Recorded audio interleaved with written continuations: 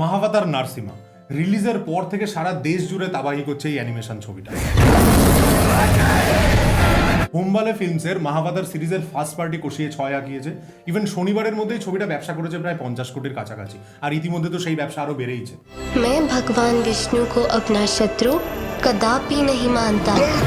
যবে থেকে এই ছবিটার ব্যাপারে শুনেছি, ছোটবেলার একটা দৃশ্য খুব মনে পড়ছে। ছোটবেলায় টিভিতে দেখতাম সেই পিলার ফেটে নৃসিংহ অবতার বেরিয়ে আসছে। ওই ছবিটার নাম ছিল ভক্ত প্রহ্লাদ, 1967 সালে মুক্তি। পুরাণ ভিত্তিক বা ভক্তিমূলক ছবির প্রচলন কিন্তু এই দেশে অনেক আগে থেকেই। ইভেন বাংলাতেও বাবা তারকনাথ, সাধক বামাখ্যাপা, জয় বাবা লোকনাথ, এই সমস্ত ছবি প্রচুর চলেছিল। ইভেন ভারতীয় ছবির শুরু কিন্তু পুরাণ বা ভক্তিকে কেন্দ্র করেই। দাদা সাহেব ফালকে প্রথমবার যখন যীশু খ্রিস্টকে নিয়ে ছবি লাইফ অফ ক্রাইস্ট দেখেছিল, তখনই তার মাথায় আসে যদি এরকম ছবি বানানো যেত যেখানে শ্রীকৃষ্ণের জন্ম অথবা রামের অযোধ্যা আগমন দেখানো যাচ্ছে। কিন্তু দাদা সাহেব ফালকে নিয়ে গল্প কালকে হবে।